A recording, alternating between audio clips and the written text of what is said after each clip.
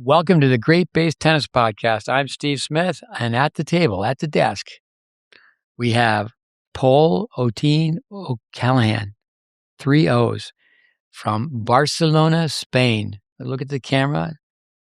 He is one of the fastest learners I've ever met. Before I met him, he could never smile. Look at this guy smile. Welcome to the podcast, listeners. Welcome, episode 313. We're going to go with some random questions. But let's start with Pol. He's here. He was here for a 2-day in-service. He's going to come back in 2 weeks. And he is going to lead the men and women's tennis team. Head tennis coach at Ave Maria University. I'm going to work as a director or consulting director, so I'm going to be here. There's many reasons for that.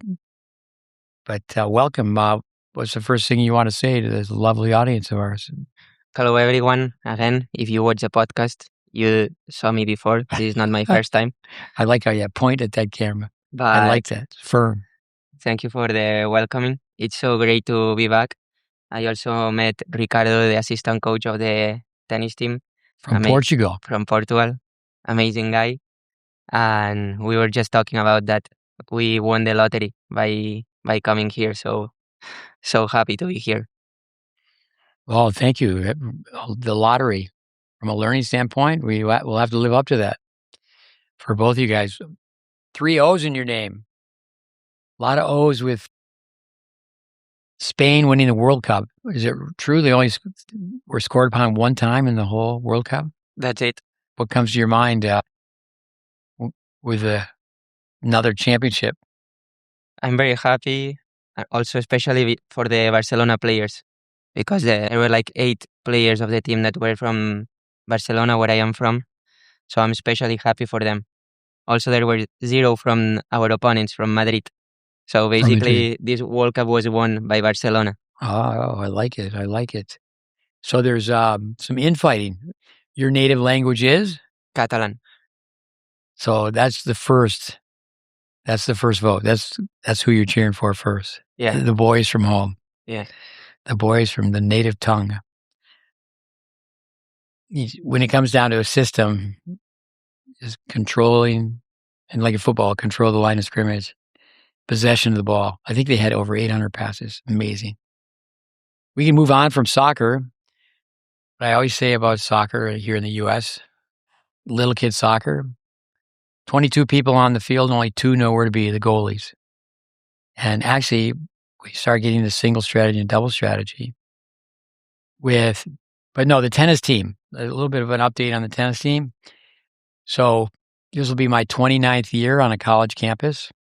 My first experience on a college campus was being a department head, running a program for tennis teachers. That was at a junior college in Texas, Tyler Junior College. Another time, 15 years, running a co-op, so working in cooperation, Hillsborough Community College. Both times, tennis-related, but the first one was, I only worked with the teams on an interim basis, 2 different times, because I was there with 3 coaches, but I was never the full-time coach. But at Hillsborough Community College, similar situation, Chad Burial, who's been a guest on the podcast, and now he's won a few national championships. The same thing. History repeats itself. So you're coming in as a very young head coach, but you'll interface and work with what we do, the training of tennis teachers, coaches, parents, players. But we have 24 new players coming in. Looking forward to turning the culture around. Any other comments on Ave? I mean, yeah, beautiful place also outside tennis. The environment you see around, the people that you are around, like, is really great people, and like you just feel amazing. And what was the in-service like? You had a chance to meet the coaching staff and Yeah. the administrators? Well, the in-service was basically like go through a lot of checkpoints that coaches have to know and understand. And some of the content is a little bit dry and dense, but like it's things that you gotta do and learn. But as well, it was great to meet all of the coaches. We had as well a nice dinner yesterday, and it was like more relaxed environment at a bar. So we were able like to be with the AD and other coaches, and like we were sharing stories how we all got over there. So now we are already like starting to feel like more part of the community, which is nice. At the bar, Catholics. That's one thing about Catholics is Catholics can drink a few beers. I spent a lot of time in the Bible Belt, and I can remember being at a function here where I walked out and there was refreshments and there was beers, and I was thinking, that was not Tyler Junior College. You were not going to be served any beers on campus. It was actually the dry county. And if you wanted to order a beer, like in a restaurant, at that time, back in the 80s, you had to have a membership. And in Tyler, Texas, Smith County, when beer trucks would come into it's a nice city, small city. When beer trucks would come in, they would have side panels on the truck that they could just pull down with a cable, and then you wouldn't see any beer signs. It would just be a white truck. They were delivering beer in Tyler, Texas. Amazing. But now, no, we have many new players coming in, not that many returning players. I would say that, have to abide by the rules, NAIA, work with the team 24 weeks. Official practice, I think it's 2.5 hours a day, but we have to ask, being rookies. I've only been here 10 months now. Tomorrow we start my 11th month, and by circumstance, I stayed here for the summer. One of our former students, Alex Vukovic, who's been a guest on the podcast, coached him as a kid, climbed the ranks, didn't travel much outside of Florida. He was a number 2 player in Florida in the 18s, didn't start playing when he was 12. But he was going to make a career change, and he was going to come in and work 2 years. And then his wife, his mother, and his mother-in-law said, you really should make a career change. 2 children and pretty much entrenched in beautiful, it's in South Carolina. I've never been there. Give me a minute. I should just tell you the name. It's where they have the pro tournament. Do you know the name? I don't know the name. No. Trying to believe. No. Charleston. There you go. Yeah. There you go. So then the job opened up, and I have to thank Raleigh Grossbaum, another former student trainee that we've worked with. He coaches at the University of Idaho, and he said, hey, you got to get this guy. Yeah, we'll start that soon. We have to talk about so many things. It's amazing how long that list is. And I'll give you a ride to the airport tomorrow. We'll go through that. Fundraisers, that's on it. Filming players, documenting development, a system, everything from how do you put the player in the viewfinder to teaching someone the grip or teaching someone how to chart. It's really endless, but in the end, it's quite a bit of fun. I've got a list of a few things that we've talked about. I know you're going to start asking some random questions, but yeah, we're putting together, I wouldn't really call it a book, but you asked about that. I'd say it's more of a narrative with several videos, trying to get that together. But I have talked about writing a book. But this next one is more just a narrative to help people make the connection, connect the dots with everything that the GreatBase is about. The GreatBase is based on a lab that took place for 10 years on these tennis courts where I ran a program for tennis teachers. We didn't really call it the GreatBase. I spoke to Richard Hernandez today, who's traveling to work with one of our students. And he said on the telephone conversation, tennis needs a GreatBase initiative. Now, above the GreatBase sign, we have portraits of Jim Lair, Dennis Vandermeer, Peter Burwell, Bill Jacobson, Vic Braden. I turn my head this way. Who else we have up there? I know them by heart. Harry Hopman, Jim Verdick. So yeah, there's 8 of them. So many people don't really they don't really know about the GreatBase. They just think, use my name in third person, Steve Smith. Just Steve Smith stuff. I know Andy Fitzgerald spent a lot of time with us. At one point, he was doing a lot of production of posts for Instagram, and so it could be Steve and Andy stuff at one point. But let's go over this Rafa Cup. Give us a Rafa imitation. Another one. I guess the fans liked it. All right. Gotta put your shirt up. The eyebrow up as well. Ah, I think I was a pretty good match today. First round of Roland Garros, gotta get the rhythm. Uncle Tony gave me pretty good advice. I have Carlos Moya as well there. And we hit some forehands. And looking forward to grind more tomorrow. There you go, Rafa. Omar Alcaraz, he loves tennis as much as anybody. He donated the cup. We have the Rafa Cup. I'll go random here. It was great for you to meet one of our students who she's going to go to the Rafa Nadal Academy. She's not going as a camper. She's going as a player. Been selected. She's been very successful. We've worked with her for 6 years. I think it was great, some of the advice that you gave to her. Tell us about your comments on the Spanish people being very expressive. Yeah, I mean, I was just trying to help her get the most out of the experience and like to understand that she's going to a complete different culture than America, the same as I had when I came here. So one of the things I told her, at least from my own experience when I practiced in Spain, is that the coaches, a lot of them like, and I'm guessing that Rafa Nadal Academy even more, they bring a lot of energy, a lot of intensity. And Laila is like a girl that is super calm, a little bit shy. So like I was telling her, like, don't be afraid of these coaches, like just maybe screaming at you like with intense energy is their own way. So you gotta respect how certain cultures do things. And that was one of the things I mentioned to her. Yeah, 6 years is a long time. They've done a great job. See her hit the ball is wow. Wow, very clean. She's worked with a number of students, former students, trainees, pros, associates, whatever that term may be.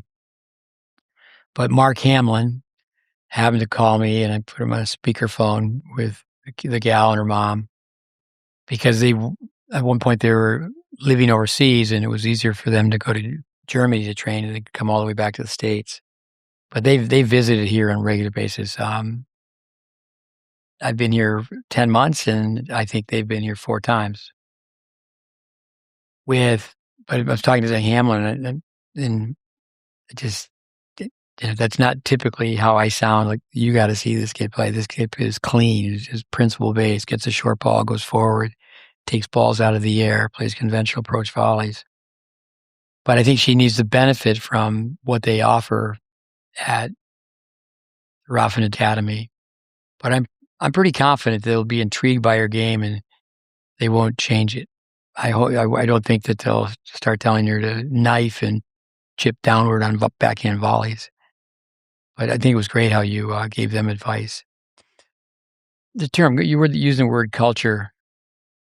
Daniel Coyle's book, the Culture Code. He's got the Talent Code. That was first, and a little book of talent, but Culture Code is a great expression.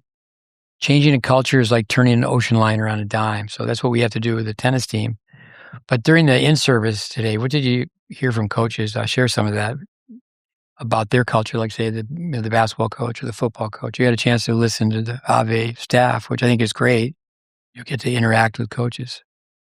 Yeah, no, there are great coaches in this school, and everyone gave their own advices. Everyone does their own thing, but everyone is directed to the same direction. The AD started with the speech that not because we are a Catholic school means that we have to be soft and only have the focus on the spiritual process, but also on a winning culture. And there were there's a lot of ways to achieve a winning culture, but what I saw from the in service was that the how you build the culture here is like it all starts with the recruiting. And when you are in the recruiting process, what your criteria basically is selecting mindsets and personalities, these over like skills or like over results over videos. That's how their advice when they were talking about how to build a culture. It's like first step is recruiting, and you gotta you gotta start with like when you get into the call, you they they said that they start saying all the negative, not all the negatives, but like scaring the players to see if like they fit with their own like mindset criteria. Like they're saying, oh, here you will not be able to do this, you will not be able to do this, you will not be able to do this. If the kid's still interested, then it's good, because then it comes like, however, in this team you will have this, you will have that. Everyone is fighting for the same objective. Another sentence that I really like from John, the AD, was that the goal would be to go to every locker room of each team, take any player, put it in between two teammates. If someone is about to shoot a teammate, that teammate goes over a teammate and save him and takes the bullet.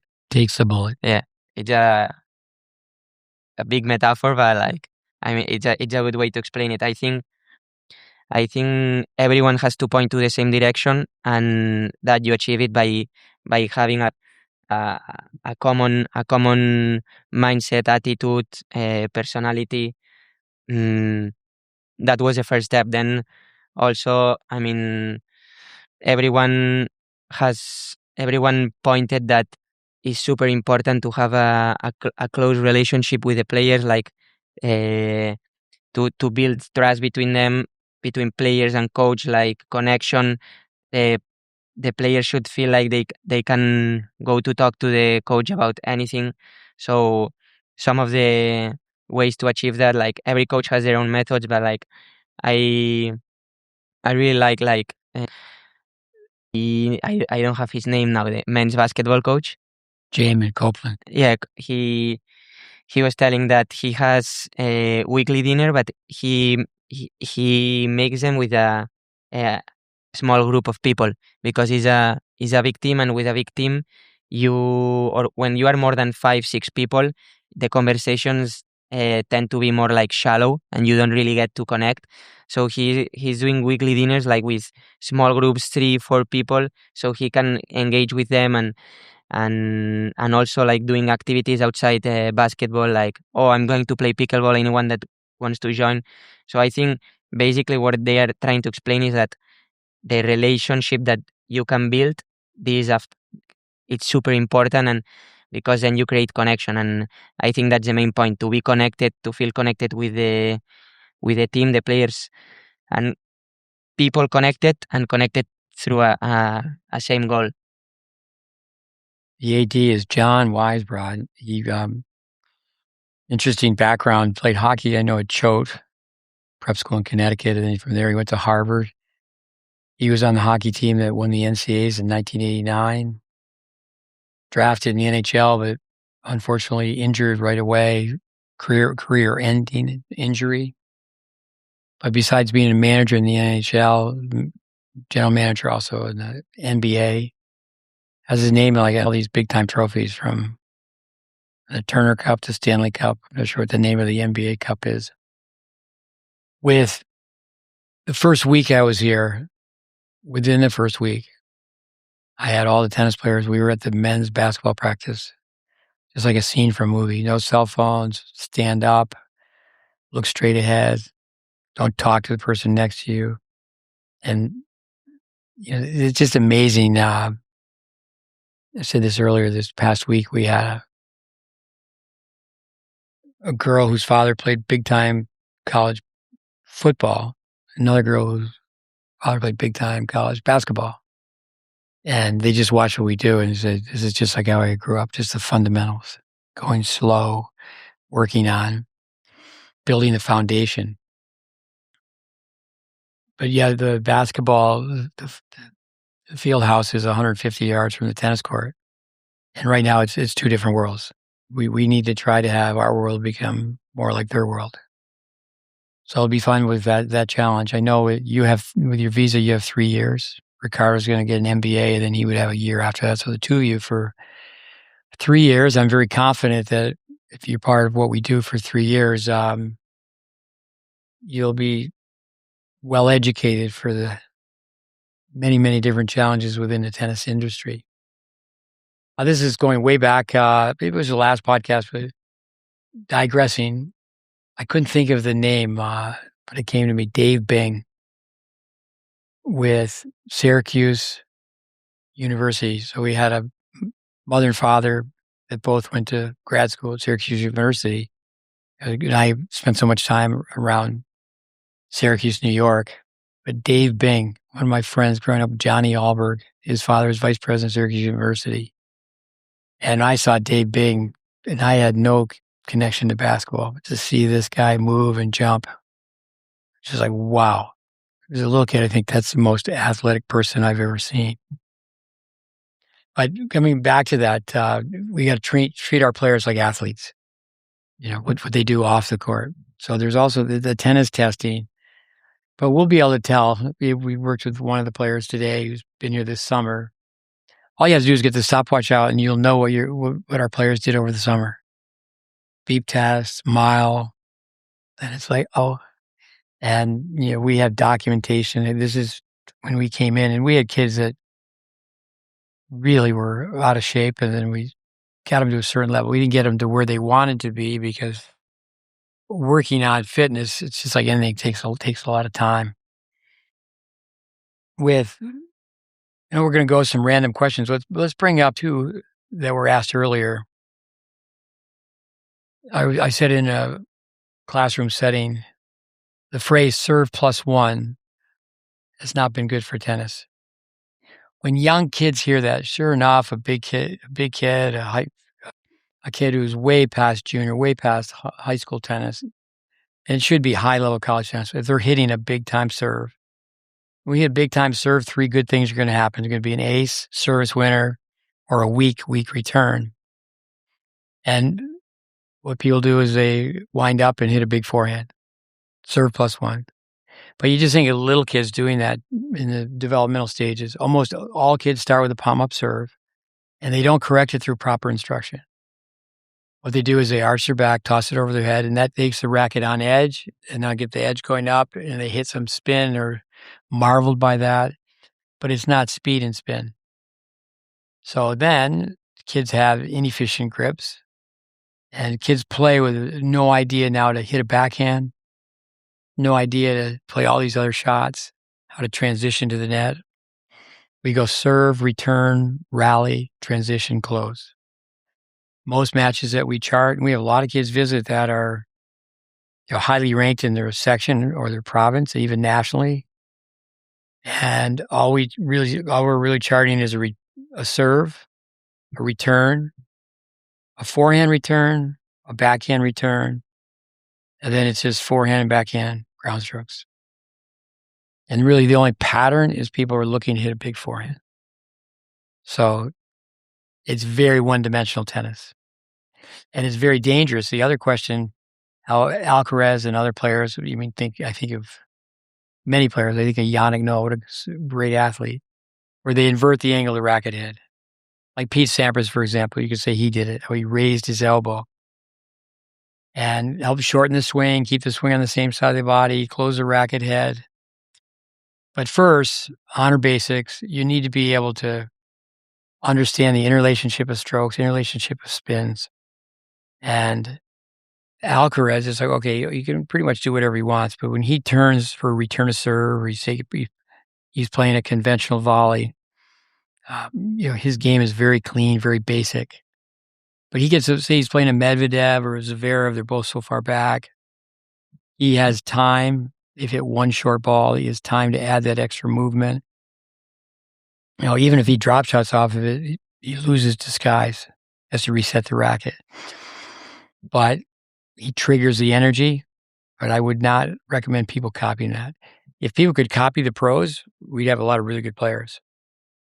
I think you can copy, how they look, all the work with Jim Lair, what do they do in between points, their rituals, how they handle themselves. But one, the untrained eye and then the naked eye is to really study the game. So you develop your analytical eye, but then you have to have the equipment to slow it down. But those are two questions that were asked. One that goes with serve plus one is first four shots. Well, and then we got into detail with, say, Andre Agassi talking about Roger Federer playing Andy Roddick. And Agassi says if it goes four shots, what Andy should do is just hit the ball in the bleachers. Those are the kinds of things, you say that, it's okay. All right, children, I want you to think about that. Young juniors, I want you to think about that. Why would he say that? He would say things like engage weapon number one. I love to listen to Agassi talk about tennis. When he gets into the nuts and bolts or tennis math, that's not really his forte, but he certainly knows the game so well. Or Roger Federer. This has been said before on this podcast. And who can't love Roger Federer? Wow. So they changed the grass at Wimbledon, and he came to the net more in his famous win against Sampras in 2 weeks than he did at one time in 2 consecutive fortnights. So 4 weeks versus 1 match. And then you ask Roger, you say, well, I like my forehand bet more than I like my volleys. They changed the grass, and he was winning. And then the world followed. So when he was playing Sampras, it was like kill or be killed. Who's going to capture the net first? But with Federer, he was once asked, you're now being coached by Stefan Edberg, you're going to come to the net more. He said, I would if I could volley like Edberg. I think people just need to stop and hear that type of statement. Or Vic Braden asking Agassi. You get people so far out of the court. I was actually at a match where Agassi, he was just controlling Nadal, but he was 36 years old. And Nadal just wore him out. But Braden asked Agassi, why don't you come to the net? And Agassi said, have you seen me volley? But for the millionth time, Roger Federer, it was picked up on a live mic. In other words, it wasn't supposed to be heard. And Uncle Tony, Rafa's uncle, said, we can't believe how dumb Roger's playing. Like, how can you insult Roger Federer? I one time wrote a published article, Dear Mr. Roger Federer, sir. If he just listened to his own numbers. If you go to the net, say you're winning percentage. I used to just rattle off when he played Rafa one time. When he would go to the net, he was winning such a high percentage, but you could go to the net more and win a lesser percentage, but in the end, it's a bigger number. Just think of conversion rates. It's like with tennis analytics, I should say basketball, they started taking the 3-point shots. It took people a long time to figure that out. Well, we can miss a lot of 3-pointers, but if we make them, it's 3 points versus 2. So Roger started using tennis analytics in 2017. And he had that amazing match with Rafa at the Australian Open. Started winning majors again. But with Federer, he said, after he won a Wimbledon title, I think it might have been his last one, it's frightening how low the level of play is at Wimbledon. I know that less than 2% of the time my opponents are coming in behind their serve. So, there should be a book of Roger quotes. And I think really we live life so fast as why would Agassi say that? Have you seen me volley? Like say John Isner and Sam Querrey, they're on their own podcast with, I guess Jack Sock's not on anymore, but Stevie Johnson. These guys just tell the world that they didn't know how to volley. They're laughing and go, whose volley was worse? Those giants with giant serves, they played one up, one back. It's just like, are you kidding me? But so yeah, the serve +1, first 4 shots. The great Serge Savard said about Bobby Orr, there's 3 types of hockey players: stars, superstars, and Bobby Orr. You could say that about Alcaraz. There's 3 types of tennis players: stars, superstars, and Alcaraz. And obviously, right now you got to put center right there with him. But yeah, again, it's a little bit dangerous for people to look at the flare. And that's where you got to look at high-speed film. Then it really comes right down to how does the racket face at the impact point? You can't violate physical laws. How long is the hitting zone? Yeah, so let's go with some of the random questions you have. What do you got, sir? I have a lot. A lot. So we can mix. But now that you mentioned that thing about Alcaraz, like, for example, we see Sinner that does something as well like this, or Medvedev. they do things that are not the most effective way, but still they hit great shots. So then it means that they're doing something really well that matters a lot. So what is that thing that is the one that matters the most for the shot to be successful? And I think you just replied by saying the impact point and the follow through of that. Yeah, but let's go through it. Medvedev changed his serve, 6'6". That tosses way out to the right. It's way out in front.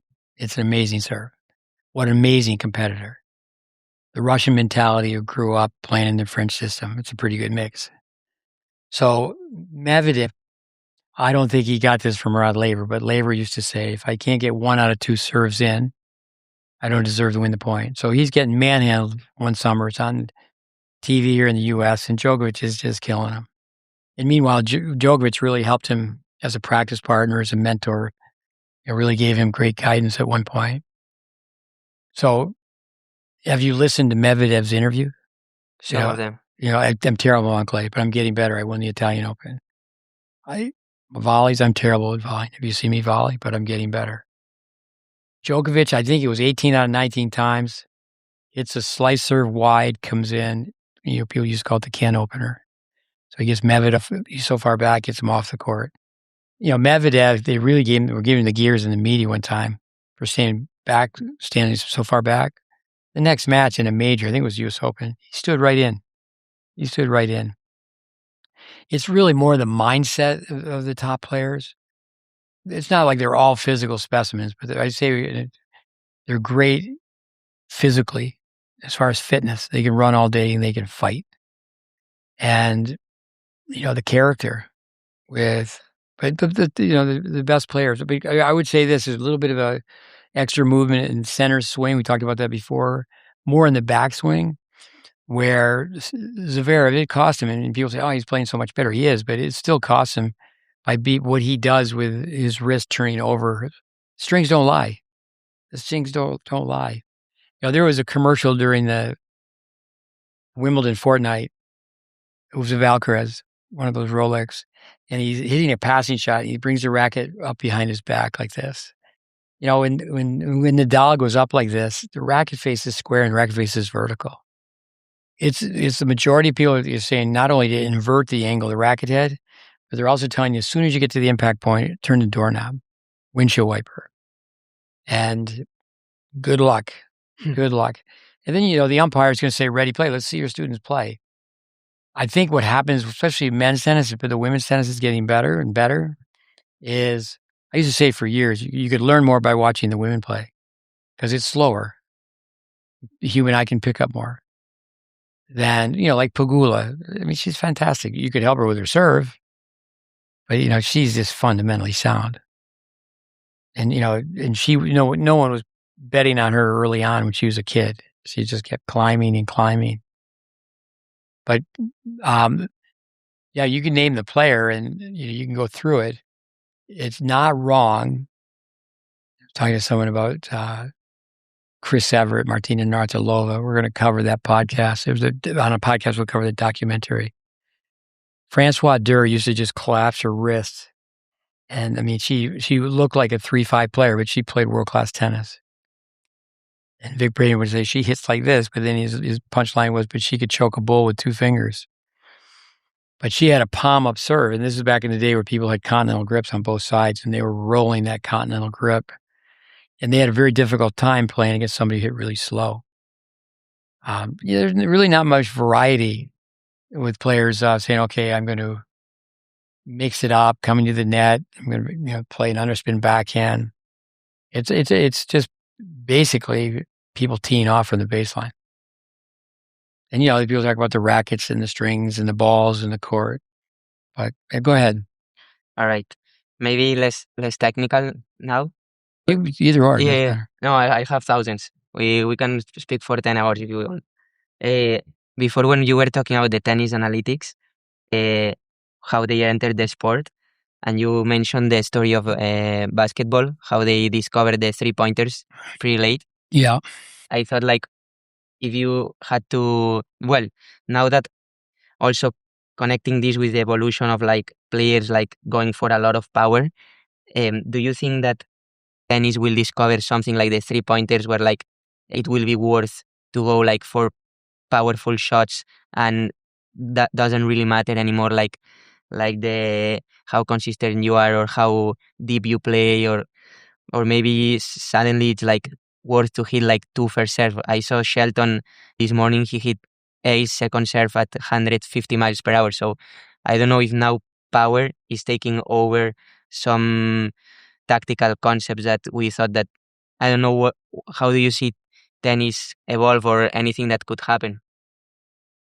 Well, let's go through basketball first. Basketball, I know nothing about it, but there's 1 point, 2 points, and 3 points. I've heard people say, well, tennis is just like basketball. And now basketball, they're winning from a great distance from the net. Tennis players are winning a great distance from the net. So it's not the same. If you win from, outside the 3-point range or inside the whatever it is, you're making a 3-pointer, and it's a 3-pointer. But tennis is always just a 1-pointer, 1-pointer, 1-pointer. With Ben Shelton, I remember going to watch him play. He was 15, and I got abducted, kidnapped, tennis mom. So I really didn't get to see the whole match. But he was playing in my backyard at that time. It's a national tennis campus. We had a place just a few miles away. But then, I saw him play when his team, father of coaching at University of Florida, longtime associate Scotty Perelman was one of the coaches. So the storybook, the father's coaching and the kid, his senior year in high school, he goes to college early, they win the NCAAs. Now, if you had different commentators, if it was a different time, he could possibly take some time off from the tour and work on his game. He needs to volley better. He just simply needs to volley better. Now, you'll get John Isner. We had his college coach on the podcast. Manny Diaz, he was taught to play tennis by someone who taught me to teach tennis. And Manny just said, if John Isner had a Welby Van Horn backhand volley. So, where does that serve come? He's lefty, tennis family on the father's side. But, even his mother, his uncle, Todd Witzkin, died at a young age, but people don't really talk about this, but Shelton's uncle beat Jimmy Connors at the US Open. That's a really good tennis player. And so good genes, good background, so many pluses. But, is there an off season? So these people take time off. And, if they're so competitive, but no, great serve.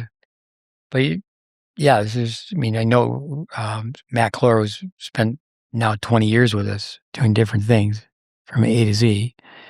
He's in the corner. He coached him at the University of Florida. He's traveled with him. He was at Wimbledon just a couple of weeks ago. Yeah, Ben Shelton, what an amazing serve. But the whole game's got to be amazing. If there's a hole in the boat, you fix the boat before you go sailing. Now, here's something I had down. You randomly asked me about Spencer Johnson, just asked if I knew Spencer Johnson. So, great kid. I've known him for a long time. Maybe he was 10, maybe he was 11, but we have it all on film. And he spent years with us. So, Spencer, I trained his uncle, his father. He learned, I think he would tell you, he learned so much about tennis through the GreatBase, but he played college tennis where I coached tennis teachers, trained tennis teachers, Joey Johnson. Listeners should buy his book, Worthy to Win. And I'm thinking, gee, he's in Southern California. He's won 17 matches playing futures. And we talked about this briefly. He should, to me, in the summertime, well, you're going to be back there in August playing at UCLA your last year. Get over on the dirt and be losing to 15, 16-year-olds and you just go and stay back. It's like Raonic was in Spain. And he's playing futures and he's hitting bombs, a Canadian player. Got all the way to the Wimbledon final. It was a Spanish coach who said to him, hey, kid, you're not here to hit aces. Just spin your serve in and stay back and play from the baseline. This is futures. Vic Braden, if you're still in futures and three years later, you have no future. So, but Spencer, with that serve, lefty, he went 2 years where he was on a mission. It doesn't matter, brain memory. I mean, he had a service motion, and you're not going to lose it. But the instincts, he's still staying back too much. He's getting out of the pocket. We say out of the pocket in football, a quarterback is not going to be scrambling. They're going to drop back, and they're going to release. So to stay in the pocket, he shouldn't be moving east and west. He should be looking to move north and south. He played against Tomic, and make sure that Spencer listens to this. Ivan Osterets had so much to do with it. He goes, Spencer, we keep telling you the same exact thing. Hit your backhand. We just mentioned Roger Federer. So with tennis analytics, he came out, Federer said, my father was right. I was chicken. I should just hit my backhand. You hit your backhand and go. So I do think that it comes down to a number of things. People don't go to the net because they don't go to the net. They don't go to the net from the get-go. They're going to get passed and lobbed. They want to win. Everybody wants to win the 2-inch trophy. Winning is a curse. People want to win fast. I'm always telling parents, you're much better off than plan on being a late bloomer instead of a teen sensation. You got to develop the instincts. So if you go, you go. Joe Trucker said on this podcast, if you start going to the net when you're 15, it's going to be like learning a third language. We got a little girl who's just here from New Jersey. She's 9 years old. You can already tell she's got the feel to go to the net. She likes it, and she's doing it too much. I mean, kids will play 1 year, 2 years, 3 years, 4 years, 5 years. I'm not kidding you. They'll play 5 years of tennis, singles and doubles, not serving volley once. Me. That's you. Well, me until I arrived to college. Even my first couple years in college, I don't think I came in the net once. Yeah, it is. So you're over here, okay, great. You got a scholarship and, free education and so many meeting people from around the world, traveling the world, a lot of positives, but from the get-go. So then the other thing is that they don't understand geometry of the court, 130 degrees potential angle. They don't understand the math of the grips. Almost everybody's told volley with a continental grip. The racket faces over 45 degrees. No, I mean, there's so many stories. We have this course, Tennis Intelligence Applied. So I say in the course, if you're listening up to this point, there's a good chance you may stop listening because you don't volley with a continental grip. Jose Higueras had a huge voice in this country, top Spanish player. I think he was 6th in the world. He led USTA tennis for many years. Perhaps the USTA or the CEO of USTA coaching. I understand Craig Morris has that title now. But he would say, to quote him, the forehand volley is almost a continental grip. So then elbow in or elbow out. I've heard people say no one will ever volley like Sampras again. Why not? This is what he did. This is how he got the racket. This is how the racket was aligned. Yeah, science and research are just so far removed in tennis. But yeah, if you don't serve and volley, you don't serve and volley. And you can't turn the clock back, but a Spencer Johnson, 6'4", 6'5", left-handed serve. I mean, so many people contact me when he was doing well because they know him from a young age. They were around him when he was being trained, and they're for him. He's a great kid, the golden retriever. You can not like Spencer Johnson, and he needs to go forward with. I think a Max Cressy, who jumped up to 38 in the world. He should have stayed in the circle with Matt Clore and Andy Fitzell. I'm not sure where he is with injuries and what have you, but at one point, he was the only person in tennis serving volley. Now, there was a time where Tommy Paul was coming in more and looking at old tapes of Rafter or Henman. But no, I think if from the very early stages, you and I were going through this match today. 2 players I worked with. One, a long time. The other one, not so long, but worked with both of them. Positive relationships. In other words, the one who went to such and such school, I could mention it, Mississippi State. I remember they made a visit to see me because they wanted my help with college placement and a refresher course. The other boy, 10, 12 years I've known this kid. And stay the course, start the course, stay the course. If you stop going in, I mean, people say, well, there's the speed of the ball. I just think if you do it from the get-go, but if you don't serve and volley, how old are you in your junior year in college? You start to go forward a little bit? Well, those were my first times, but that doesn't mean I was going forward. Maybe I was going forward twice a match. Yeah, so, one up, one back doubles only works against one up, one back doubles. But, we've talked about this before, the superior athletes with an inferior system, they will beat the inferior athletes with a superior system. That's what happens to me. I just run everywhere. But so, yeah, it's unfortunate. In ice hockey, I had a conversation today with Richard Hernandez. In hockey, everyone can skate now. When I was a kid, figure skaters were brought in, power skaters. Everybody can skate. Tennis has improved, but we just don't have enough respect for players from the past. Go ahead. What else you got? Okay. Related to what we were talking now, that you said, like, if you don't go to the volley, if you haven't gone to the volley before 13, it's like learning a third language or something like that. What do you when do you think it's a time when it's like too late to change a stroke? Because, for example, what you said about the continental grip in the volley, I always learned to hit the volley with a continental grip. So now, after I came here a couple months ago, I have been trying to do the adjusted grip and then change for the backhand. And even in normal lessons where the pace is so slow, I'm struggling so much. So, like, I know that I will get it, but first of all, is there a time that is too late? For example, if I want to explain this to my dad for him to get better, is it too late? And also, like, if not too late, then how many repetitions in your experience do you need to do for the brain to really learn that new stroke? And then let me add just the last thing. In so many cases, when I do some of the things that I'm trying to practice, when I'm feeding myself with hand feed or with some members of the club with hand feeding or racket feeding, they do it okay.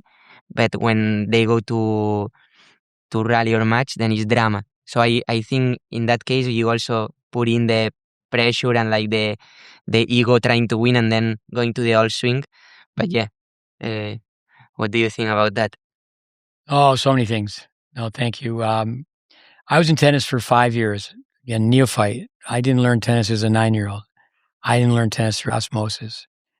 I got this crazy idea, hey, I'll study tennis and, travel the world and make a living being a tennis teacher.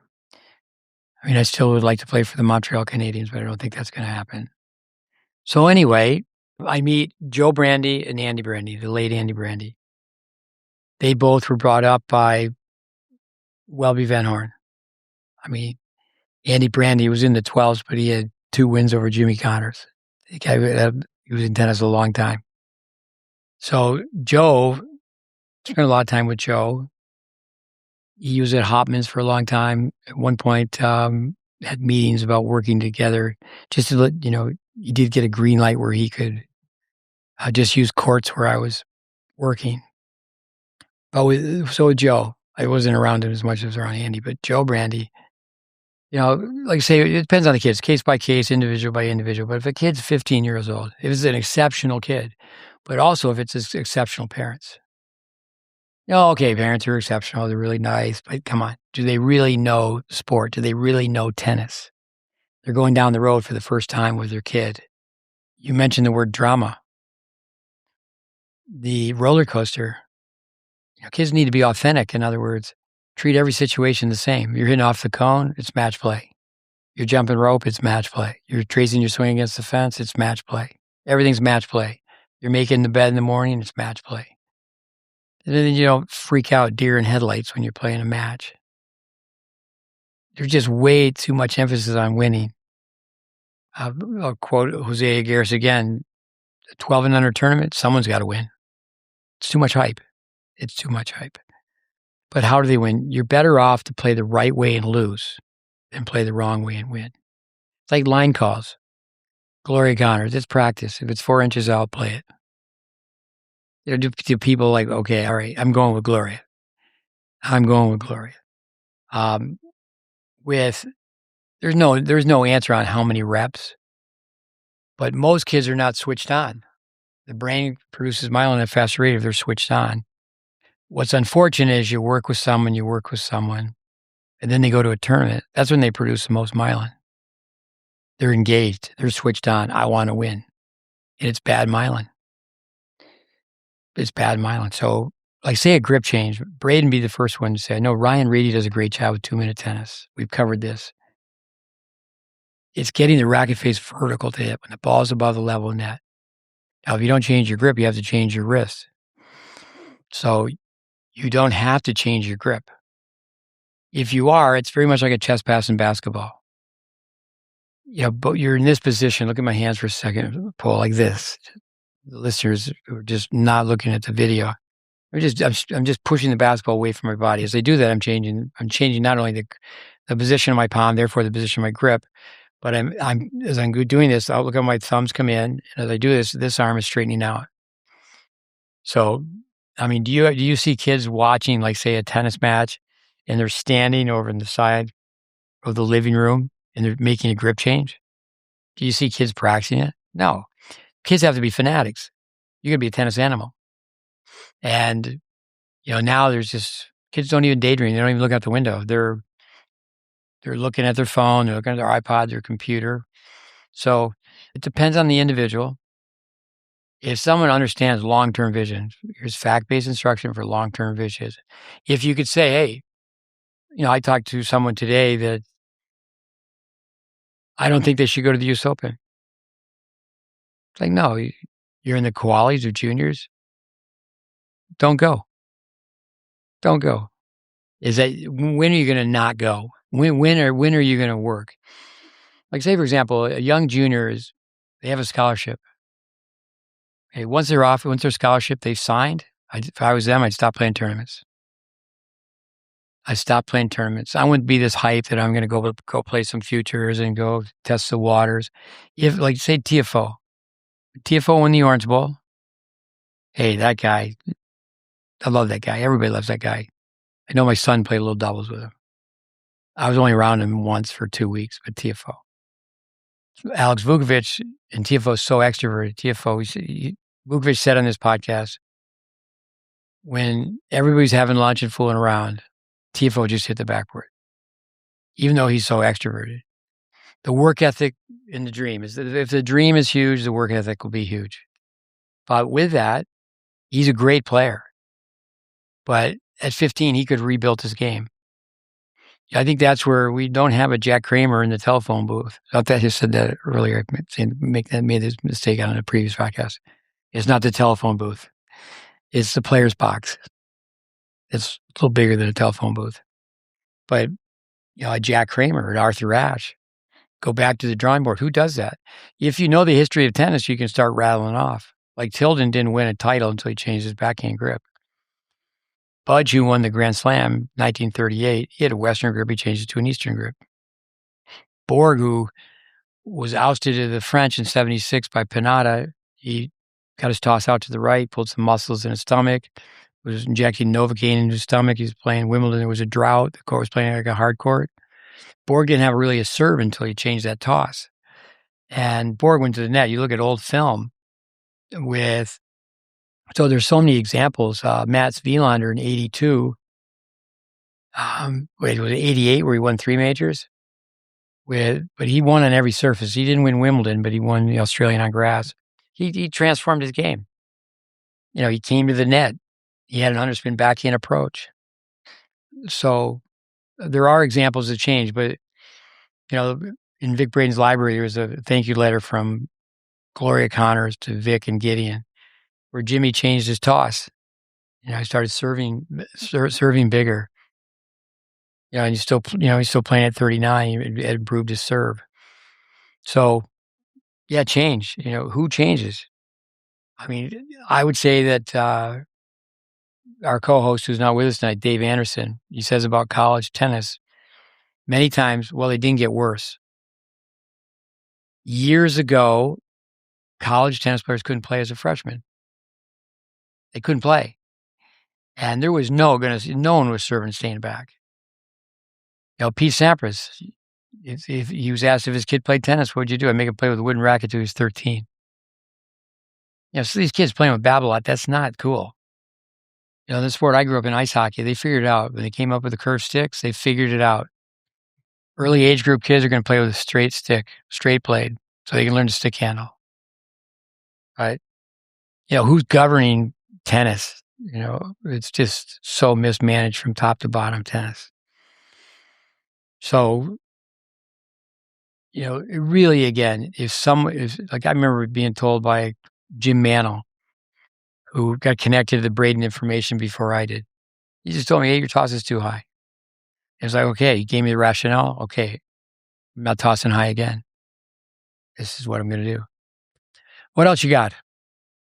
When you mentioned that kids, when they go to play matches, is when they are more pumped and then they produce more myelin, but it's a bad one. Bad myelin. Yeah.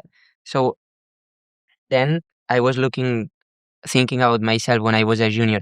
What do you think is the best ratio of practice versus matches? How many tournaments do you want to play compared to how much practice? Or it doesn't, there's not a specific ratio. Maybe if you have the right mentality, you can play as many matches as you want if you are like in the long game mindset. Yeah, there's no set answer. It's like, reps. You can't say, well, you need X amount of reps. Yeah. Vic Edwards, he found Yvonne Goolagong, an Aborigine from the Outback. She used to have to practice 4 hours for one set. You want to play a set, you got to practice 4 hours. It's great. Now, it's very tough for parents now. Kids years ago would take one private lesson. They'd hang around the tennis court, and people would call people up. Juniors would call adults. So your match count, how many sets are you playing? We have a lot of kids visit from the northern climes, having someone from, say, Ohio or Illinois, wherever, and indoor tennis, New Jersey. How many sets do they get to play? But in your mind, Muhammad Ali, the match begins long before you get in the ring. So, you should have that match mentality for everything. So, years ago, people would say during the school year, you play one tournament a month. In the summer, you play 2 a month. Now you have so many kids homeschooling. What should take place in the U.S. is these homeschoolers should be playing weekday matches. The parents should boycott. They're paying larger amounts of money and they're playing less tennis. The Battle of Boca Consolation, it's a great service. Now Pro World, great service. But why does Consolation have to be to 4? Why in America are we playing pro sets? Excuse me, we're not playing 3 sets. A pro set was at one point 10 games. Then it was reduced to 8. Now you don't even hear the term pro set. But the third point, the tiebreaker. Now, who's going to be the commissioner of tennis to say, well, what we're going to do, because it's such a stupid rule, we're going to throw a twist in. The first set's a 10-point tiebreaker, and then play it. So the third set would be a third set. They should do that. Yeah. You get a group of tennis people in the room, say, okay, we're going to get 100 people to vote. And democracy wins. And I really believe if you got 100 tennis people in the room, they said, okay, let's do that. Let's have the first set be a tiebreaker to 10, and then you play the next 2 full sets. Because in America, I mean, if the kids overseas are playing 3 sets and we're not, come on, let's make a list of all the reasons we have so few American players playing college tennis. What else you got?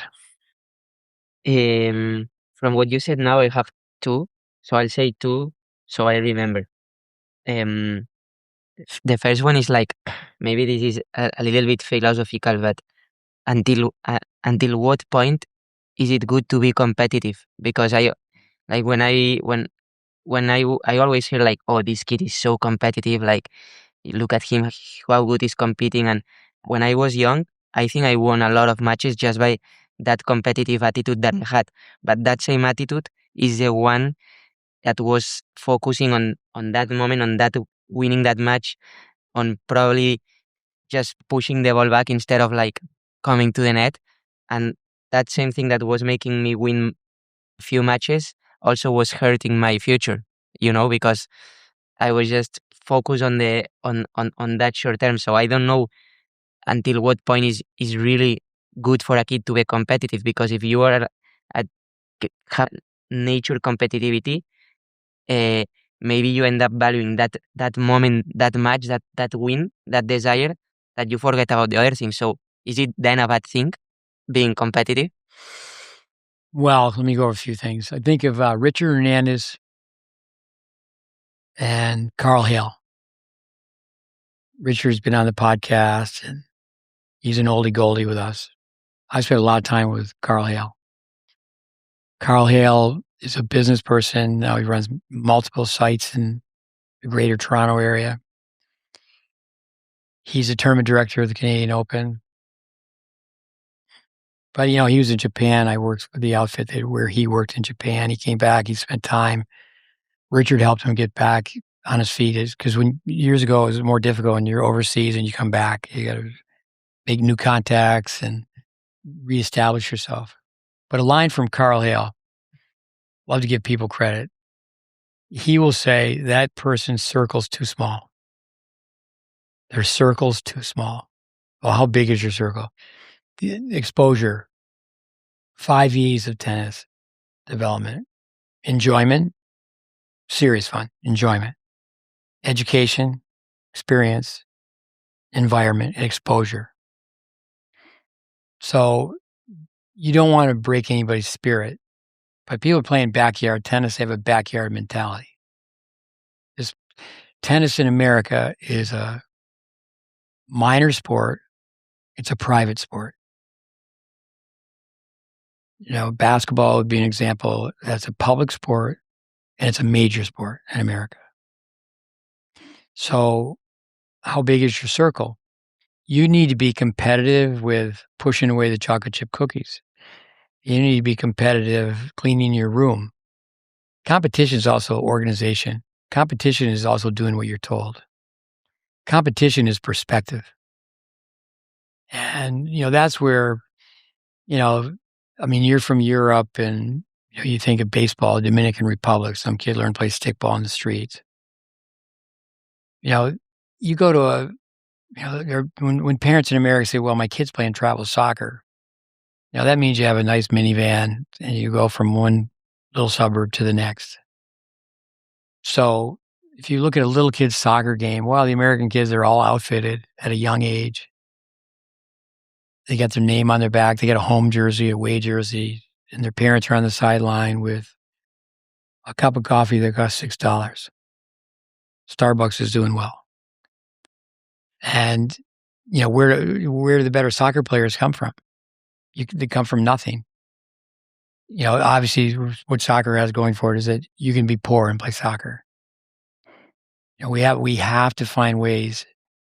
But that was even part of the World Cup, is that, it was very interesting to listen to all the discussions about, how many, it's changing, where less poor people are playing. They're being, just like in tennis, but not nearly to the same scale, being priced out. So, the Swedes, the Norwegians,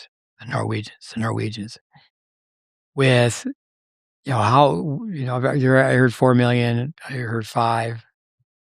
Small country, 4 million, 5 million people, and they're in there with a World Cup. Was it a quarterfinal appearance? Worth 340 million people. So the depth chart, we should have quite a few players. But in Norway, what they do in the Winter Olympics, but they don't really zone in until after the age of 13. In the United States, the first time there was rankings was 13. And, I would say that most people are on the hamster wheel, going in circles, going nowhere fast. You watched a match today with two people I know I coached, both playing in the SEC, which is a big conference, powerful. Wow, you play in the SEC. One kid's from Memphis, one kid's from Knoxville. And they're stars. From Memphis, how many people go play major tennis? It's a major accomplishment. Hats off to the kid who plays college tennis. Hats off to the family who gets their kids to college tennis. But to get beyond that, you just need doses and doses of honesty. You need criticism. You need people to tell you how to get better. And then you need to meet it head on. And with training blocks, in Canada, you can do well in the 12s. The 12 nationals are a different time than the 14 nationals. The U.S. are all the same time. So if you do well in the Canadian 12s, you can play the 14s. Do well in the 14s, you can play the 16s. And they jockey it like that, stagger it. But just because you qualify doesn't mean you have to go.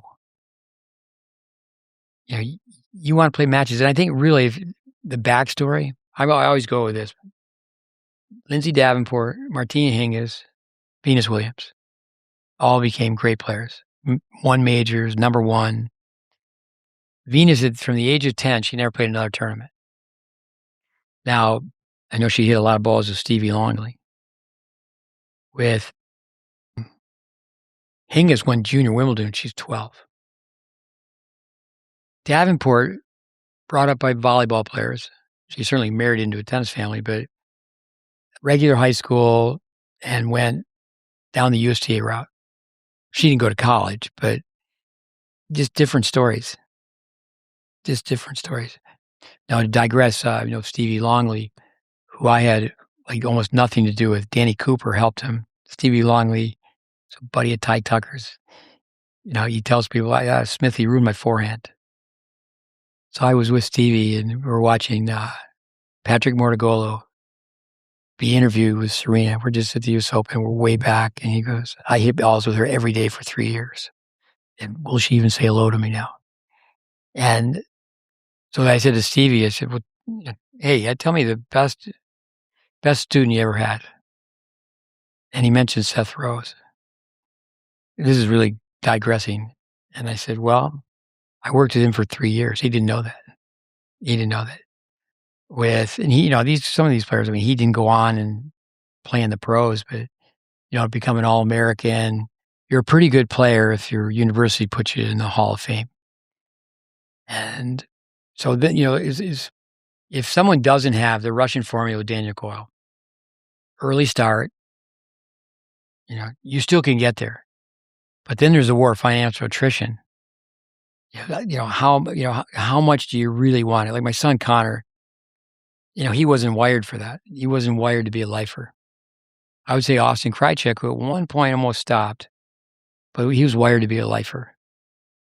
I think a Raven Clausen, they were just going to not play. They were going to just keep going and going and going. They weren't thinking about having a car, having an apartment. Just they're going to do whatever it takes to be part of, to get to the big time. Just really interesting. If that just true grit, perseverance, but then it comes down to what can someone do financially. If you're going to support yourself, say someone, they're a student athlete, but now their academics is behind them. They have their college degree. And where's the money going to come from? If someone can stay out there a long time, I know, say my son, Connor, if I'm not a doting dad, but if he had hung in there to play doubles, he could have played doubles. Did he have the foot speed, genetics? Blame me the movie White Man Can't Jump. I was at a tournament with Connor. He's with the national coaches from the USTA, and practice he gets lobbed, and he just goes, "This is jock talk." He goes, "I'm so white." That just said explosiveness to jump and get up for balls, but to play on half a court, but most people don't have very good hands. They can't volley very well.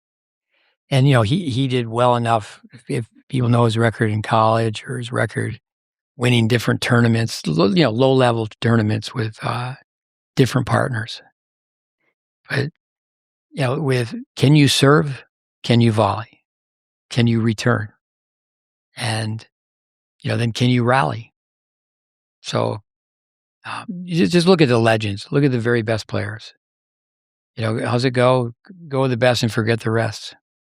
So there's different pathways.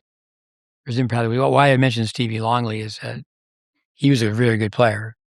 And so when Serena, they weren't going to tournaments. And a lot of people say, well, a tournament's a tournament. I mean, so many kids, especially here in the U.S., they travel all over the place to try to play the majors. Now, for example, it used to be, I want to get to Kalamazoo.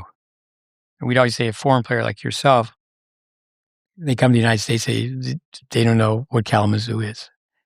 It's a small city in Michigan, but they have the 16s and 18s. Now, with that, now you don't have to really follow the USTA path to try to get to Kalamazoo. You can just try to improve your UTR.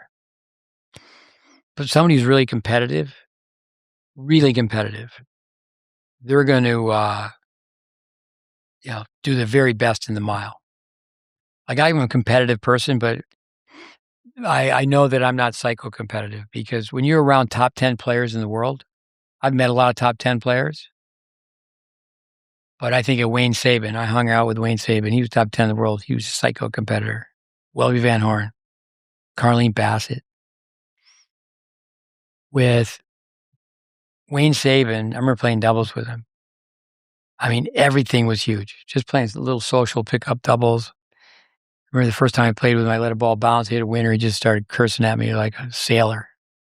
Of course, being a hockey guy, just smile like, okay, I've heard this language. With Welby Van Horn, wherever he would go, he'd go to a city, he'd go to the putt-putt, and he would break the record. He'd stay there till he broke the record. He would play ping pong. He'd get some kid who had Coke bottle glasses on. He'd play with his opposite hand, spot somebody 15 points. Well, Carlene Bassett, her husband, said this, Robbie, she'd hit a golf ball and run after it. I mean, there'd be really competitive people. So what happens is the higher someone goes up the ladder, there's a trust factor. You know how many merchants of flesh are out there? They just want to coach.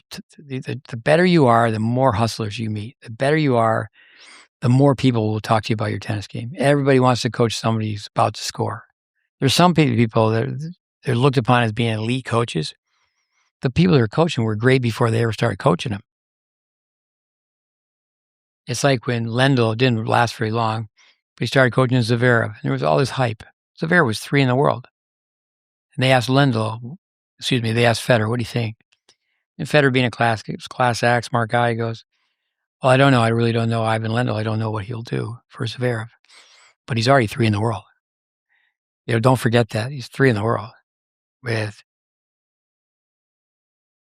To digress, she called me today, Carla Navarro. So, gal from Bolivia, married a Polish coach, Robert Wojcik, been in tennis forever. So, Murray lives in Miami. Annie Murray's in Miami. Lendl's in Vero Beach. They each go halfway. They go to Delray Beach, and that's where they train. So they each drive like an hour and a half one way. It's that one person driving 3. And Carla said she watched it hour after hour, and she said all Lendl did was went, shh, shh. So why did they connect? There's a book. It's The Man Who Made Murray. Well, Murray was already great, but it's really a biography about Lendl, the man who made Murray. And yeah, so there was just so much hype. But there's a guy who said, hey, you've been really close, but they're a confidant, they're a mentor. It's not like they're doing nuts and bolts and what we say X's and O's. It's not like they're rebuilding their technique or changing their tactics. It's really getting them to believe in themselves, to calm down, to fight all the hype and get the job done. So your questions might be random. Your questions may be random, but my answers may be more random. Let's do a couple more and we'll sign off here. Hopefully we're sharing a couple nuggets that somebody will benefit from. Golden nuggets. Okay, I'll do some more, maybe more fun. Oh, they're all fun. Before you said that it would be interesting to in America to play. If I understood correctly, you said play first set tiebreak, then second, third set a normal set. So I was like wondering if you would make, if you could have the power, would you make any new rule in tennis, or like would you change something? For example, would you make in the tour the golden point or the lead, or I have heard taking out the second serve to make it more longer rallies, probably for fans to be more interested. I don't know. If you could change anything about how tennis is right now, in rules and in general, what would it be? It'd be tough. But I heard Tennis Sangren, a very good tennis player from Tennessee, smart guy, fun guy. I don't know him really well, but he played a lot of tennis with Austin Krajicek, who I know well. I heard him on a podcast, and he was asked if you could make a rule change. There's a podcast, maybe it's Craig Shapiro. I believe it was Craig Shapiro who would ask if you could make one change, if you're the commissioner of tennis for a day. And he said, everybody's got to play with the same racket. So if you had people play with a wooden racket, it could be a really good wooden racket. But in America, I know very little bit about American baseball. But I know in juniors or little league, high school, college, that players use high-tech bats, like a graphite bat. But when they get to the pros, they have to use a wooden bat. Well, the pros can hit the ball further, and they're not going to change the size of the stadiums. If they say, well, we're going to make the home run line further out, that means they got to reduce the size of the stadium. They got to cut seats and, lower revenue. But yeah, they're taking the tennis out of tennis with, bring it back in, especially in developmental areas. So maybe you get to the point like Pete Sampras, everybody's got to play with a wooden racket, or like hockey, you're going to play with a stick that's straight. You're going to play with souped up curve. They've actually reduced in the NHL how big a curve you could have, because it really changed the velocity of the puck. So I really should make sure that when I say that the curved hockey stick and whatever it did, the goaltenders, the puck is dipping. Maybe it wasn't the speed of the puck, but they did that to make kids better fundamentally, stick handling, passing.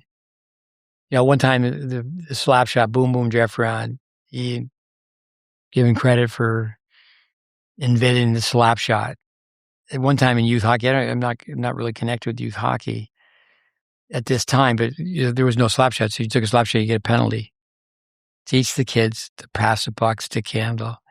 But people are, they're going too fast. They're going too fast. And,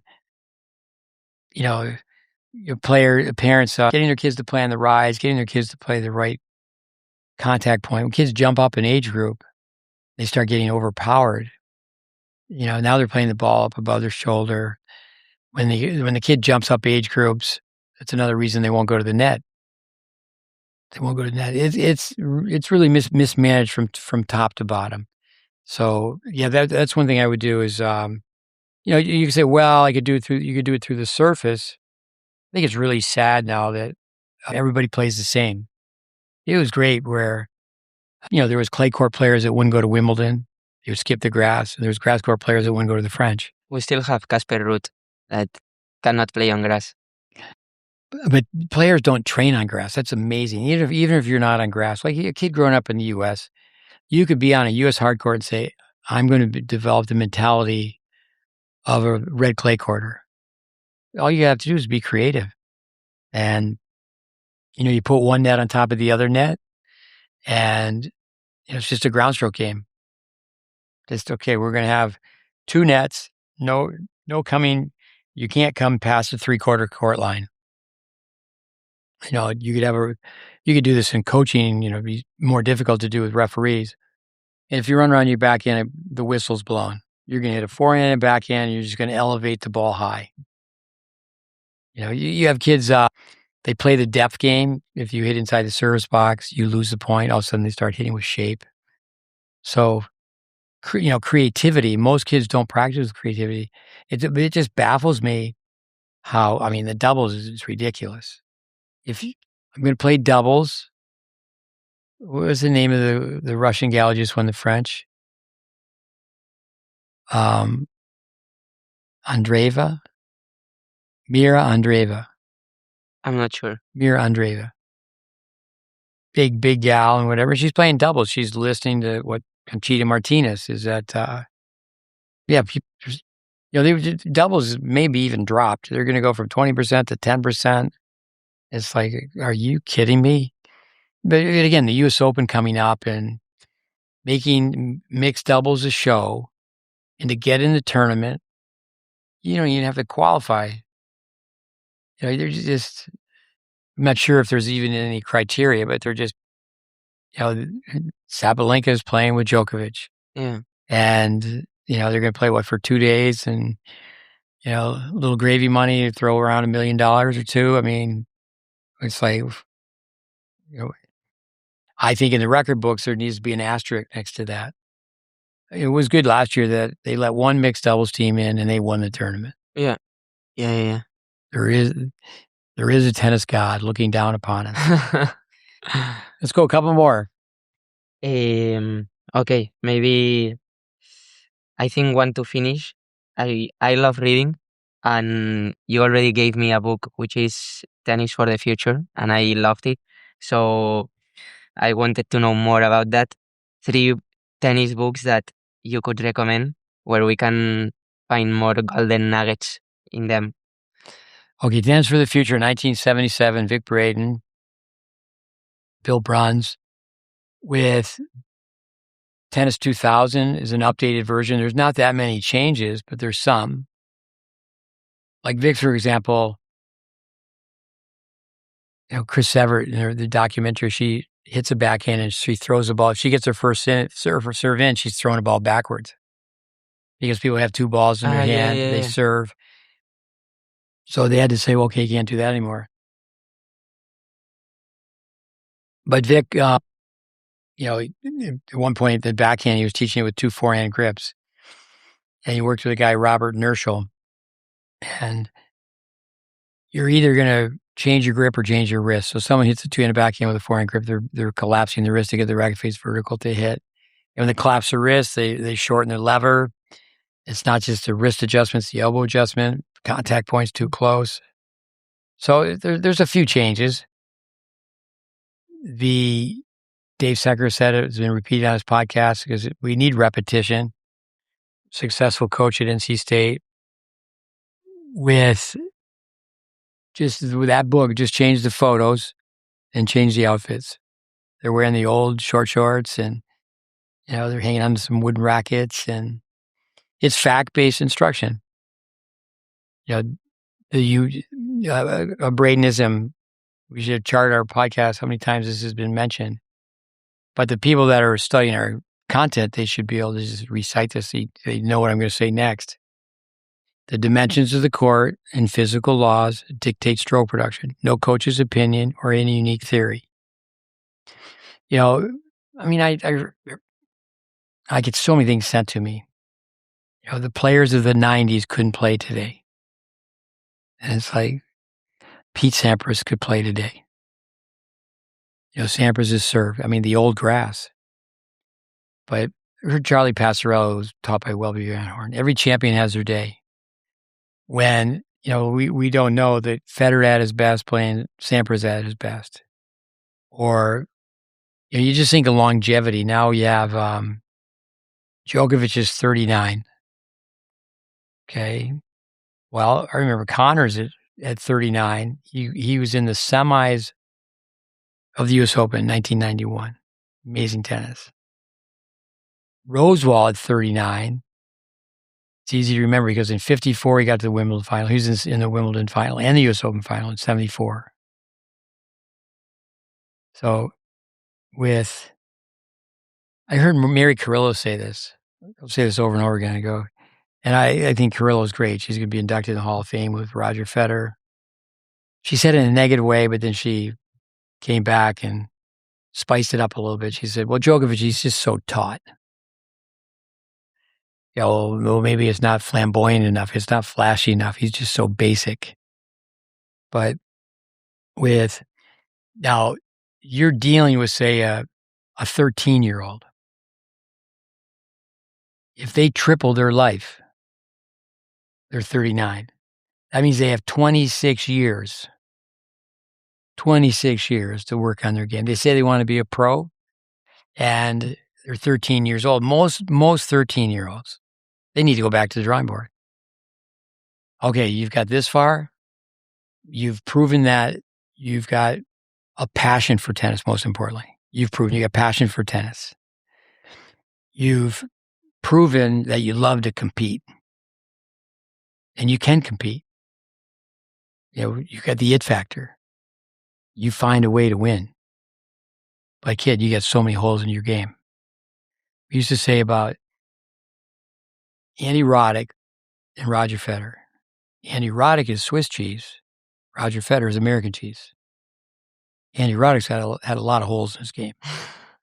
I mean, what are you going to do with the holes in your game?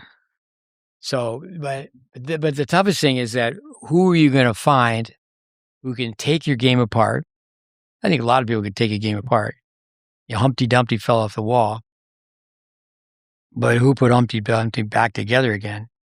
But how many people in Spain, take a player from being a beginner and they stay with him? This guy Jodar, tell us about him. His father's his coach. His father's the only one in the booth. It was the father who brought him up. What do you know about that story? I don't know much, but I think the father didn't even play tennis. Like I think he was watching Rafa Nadal, and he fell in love with his mentality and like the way he was competing. So he was like, I wanna do this, and then he started with his son later. So it's an amazing story. If that's the one, you don't have to play tennis to teach your coach tennis. Yeah. It's a bonus. Vic Braden, if you expect your students to play, you should expect yourself to play. I can remember the first time I played with an umpire. I, again, self-taught in a lot of ways, even though I was taking lessons. It was guesswork. I shouldn't say it was self-taught, it was guesswork. I was a tennis bum. I was in Boca Raton, worked nights. I was told I had to learn how to play to be a teacher. I can remember Memorial Park. A gentleman came and said, hey, will you join us for doubles? So yeah, I stopped hitting the backboard, play doubles. And then by the time I walked over, and these guys are 65, 70 years old, by the time I walked over, they'd found somebody who's better. I was a beginner. I was raw. But it was, it was a big deal. Everybody played. It was a true city championship. It's like over a 7-week period. So you could play, you can't have a true city champion if it's a 1-weekend tournament. Because they got to go to a wedding, they're going to be out of town. But if it's a 7-week tournament and the tournament director said, well, you just have to get your round completed and we'll give you 10 days to do it. So you can have a true champion. So, but I remember I was playing with an Englishman, Squire, Stephen Bird. And the first forehand return, it was like, I hit it, was like a field goal. A little bit tight, got some lines people out here and a person in the chair. Stage development. Most kid juniors, they've never played where there's lines people. They've never played where there's an umpire. Stage development. But yeah, I really think to be a student of time, people have more time. The one thing in this country that messes that up is that kids do have that interruption at 18 because they're just stressed about playing college tennis. But even then, the new rule is great. So, I have to have somebody come on the line like a Dave Secker and spell it out. But, it's finalized now. He wasn't on too long ago. He was going through all this. But so I'm talking to a 5th grader, rising 5th grader, the new system. So the kids got 5th grade, 6th grade, 7th grade, 8th grade, 9th grade, 10th grade, 11th grade, 12th grade. So now they can take a year off. So that's 9 years, and they can play for 5. That's 14 years. So we're talking to a 10-year-old. So he's 24 years old. He could have this 4-year degree completed. He'd be in grad school. He'd still be playing college tennis. 14 years. Now, but a lot of people say, well, I'm going to be too good to play college tennis. I know a lot of people have made the mistake that their kid didn't become good academically. And I really think that you need to be stressed academically to be really good in tennis. It's best if you're being grinded out because you got to develop the mind. You got to develop the mind. My mom, when I was young, she tricked me and she said, if you don't do your homework, you will play much worse after when you play matches. So I believed it. So I was all the time doing the math homework every day, like thinking about the match. No, you need book smarts. You need street smarts. You can't. I know. And I'm amazed in the U.S. I mean, all these kids have all A's. You have all A's? You have all A's. I think the grading system is way too lenient. Softer than soft, softer than ice cream. So the Braden book, it's not light reading. And when Braden passed away, or something, oh yeah, I really like Vic. Yeah, really, I understood his concepts or his facts, but there's just different levels of understanding Braden.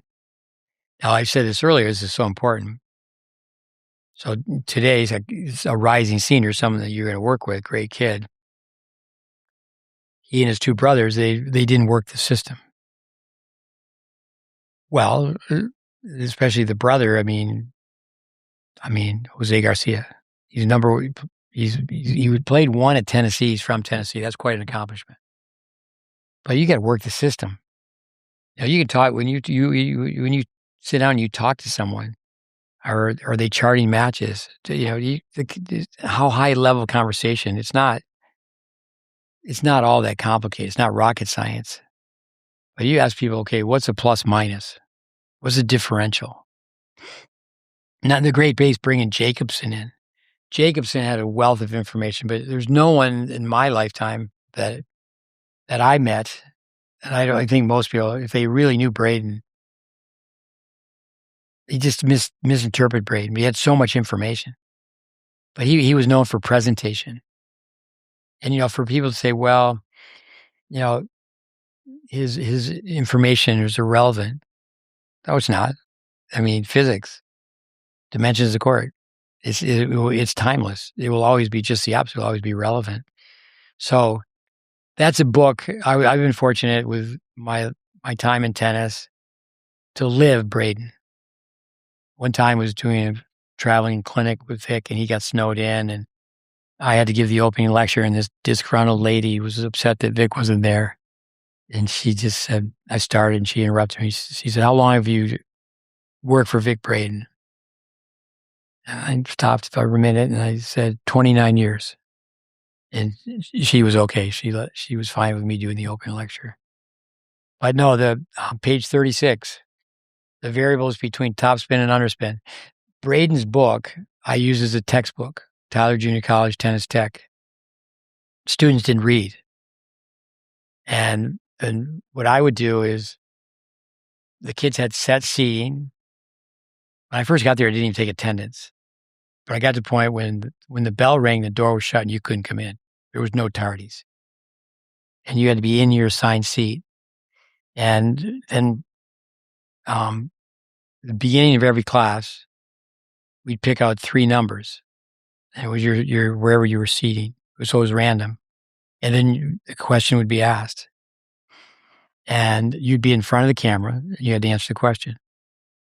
And it was Braden, for example, on the serve, 90 degrees, 180 degrees, 180 degrees. There's 450 degrees of rotation in the service pattern, the service motion. And there's just too much caca de toros, BS.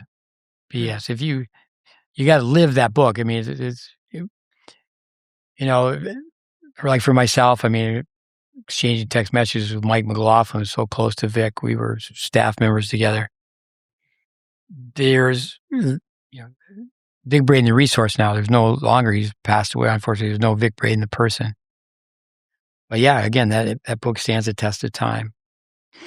He has other books, like Teaching Children the Vic Braden Way. But yeah, they're really the core book. If you get Tennis for the Future, Tennis 2000, Like say, for example, there's no such thing as a perfect grip, just a grip with the least amount of adjustment. When the racket face is closed, then and only then can you use gravity and truly swing inside out. So, if the racket face is open, can you let the racket just let the racket free fall?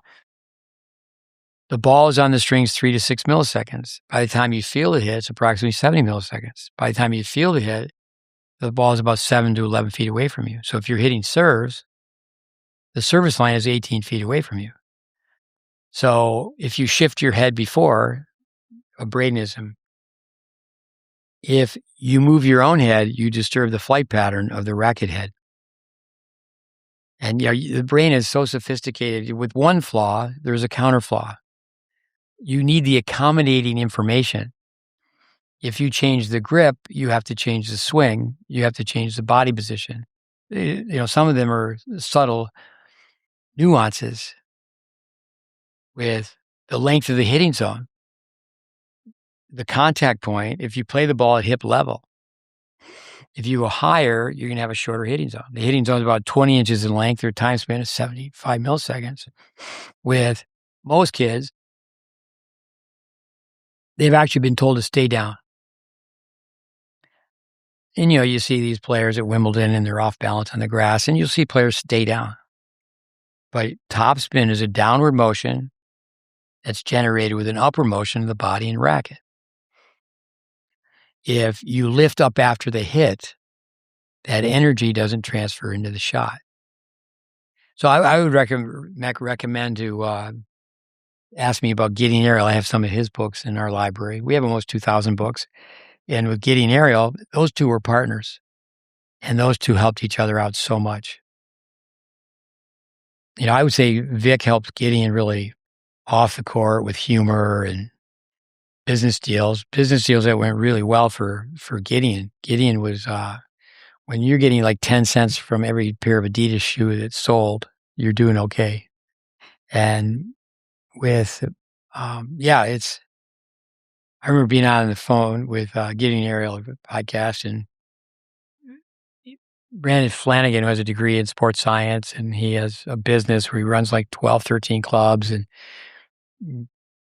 he has his own fitness studio and experts. And he was blown away by, thinking that Gideon Ariel is talking about information that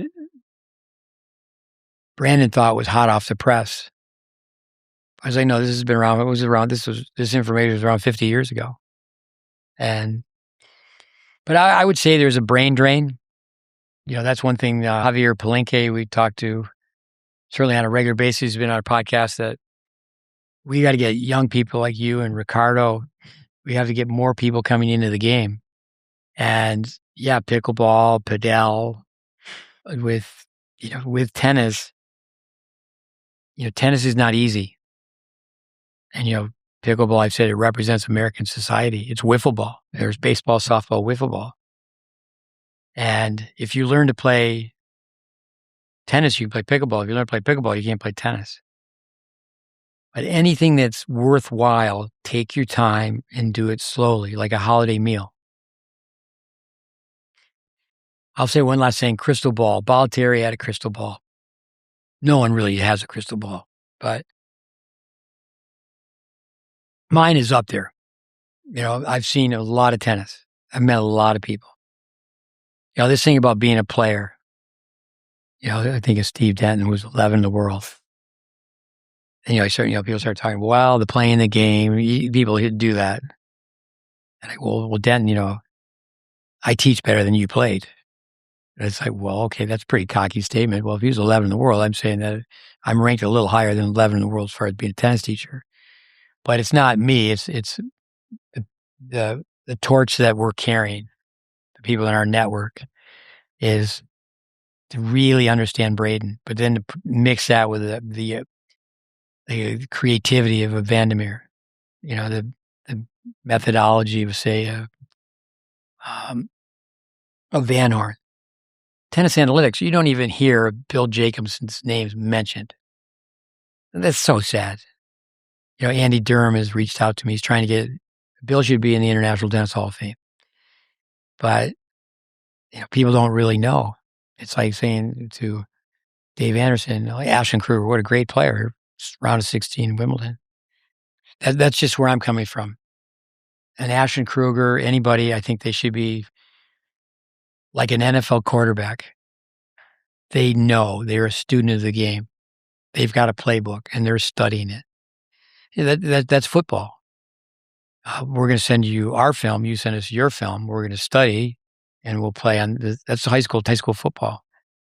You're a coach of high school East. I'm a coach of high school North. We played last week and we're playing next week. You have to send me your film by Monday. And we study film. And it's like, okay, chess. I said this to a group today. I'll say this and shut up. Bobby Fischer, he was a college dropout, but he learned 6 languages so he could study chess. He had to read books that were written in other languages. Yeah, the Russians got him drunk one time. He lost, but people really need to study tennis. People need to go back to Talbert's books on singles and doubles. And there needs to be appreciation for history. There needs to be appreciation for history. And we're not getting the sound bites with, not that many people listen to our podcast, but most podcasts are about pro tennis and interviewing pro players. And that's interesting for sure, the backstories. And I think all kids should be reading autobiographies about great athletes from all sports. But most tennis kids don't even have a library card. But like, how did they get from point A to point B? Most kids are not around their grandparents enough. And when the grandparents shouldn't be just say, okay, we'll take you out for ice cream. The grandparents should say, this is what I had to do when I was young.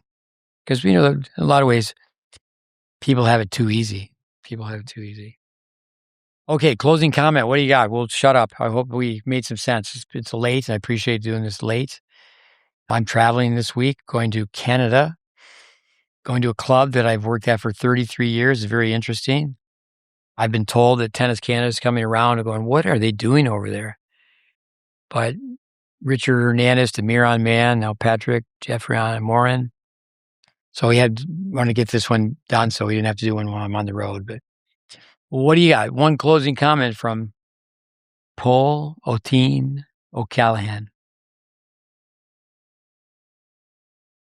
He's thinking.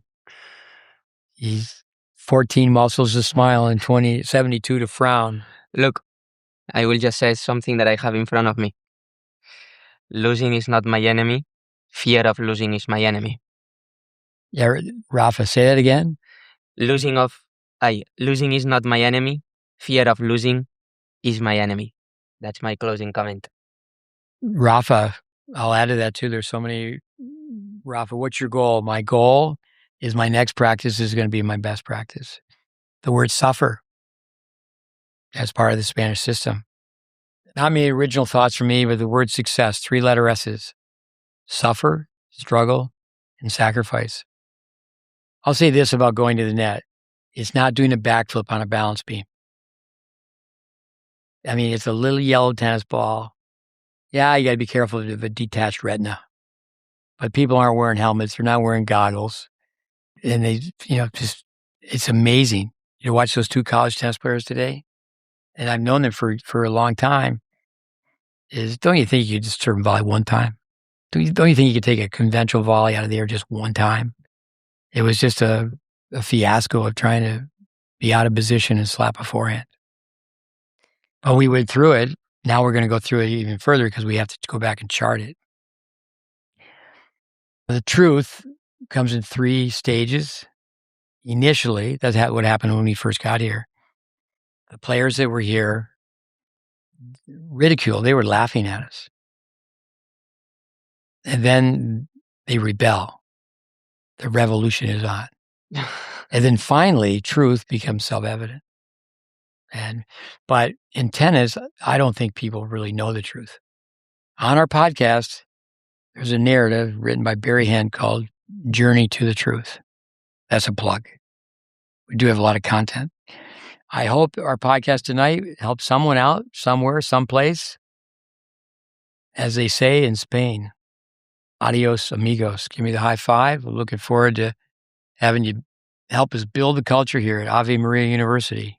GreatBase Tennis. Another podcast in the books. Thanks.